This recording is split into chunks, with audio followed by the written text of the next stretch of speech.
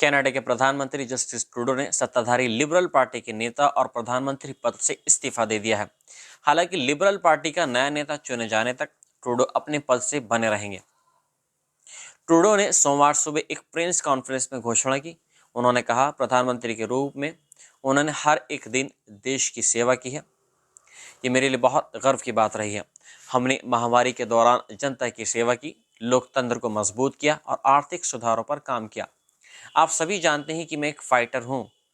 Trudeau ने अपने 9 साल के कार्यकाल को याद करते हुए कहा कि उन्होंने कनाडा के मध्य वर्ग को मजबूत करने और देश हित में कई फैसले लिए हैं।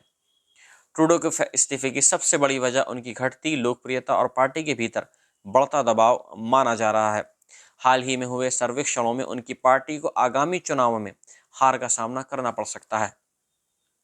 इसके अलावा कनाडा में खालिस्तान समर्थक नेता हरदीप सिंह निज्जर की हत्या के मामले में भी भारत पर लगाए गए आरोपों के कारण ट्रूडो की काफ़ी आलोचना हुई है।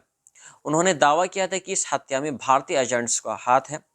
भारत ने इन आरोपों को खारिज किया था और दोनों देशों के रिश्ते खराब हो गए। ट्रूडो के इस्तीफे के बाद अब लिबरल पार्टी के नए नेता की तलाश शुरू हो गई है। टोरंटो की सांसद और पूर्व उप मुख्यमंत्री क्रिस्टिया फ्रीलैंड, पूर्व central bank governor mark Carney और परिवहन मंत्री अनीता आनंद इस दौड़ में प्रमुख दावेदार माने जा रहे हैं। इसके अलावा विदेश मंत्री मेलानी जॉली का नाम भी इस लिस्ट में शामिल है। ट्रूडो के इस्तीफे के पीछे भारत के साथ रिश्तों में भी आई तलखी मानी जा रही है। कनाडा में सिख समुदाय का बड़ा वोट बैंक है, जिसे ट्रूडो सरकार ने हमेशा साथ देने की कोशिश की है। हालांकि खालिस्तान समर्थक गतिविधियों पर नरमी दिखाने के कारण भारत सरकार ने कई बार ट्रूडो की आलोचना की।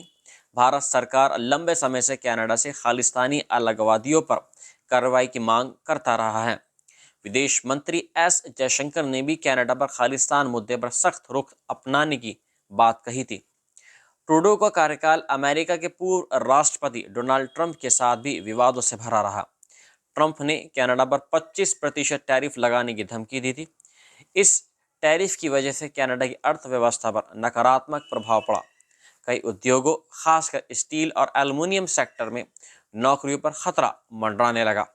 इसके साथ ही व्यापार घाटा भी बहुत ज़्यादा बढ़ गया, जिससे कनाडाई डॉलर की वैल्यू में गिरावट आई और निवेशकों के बीच अस्थिरता का माहौल बन गया।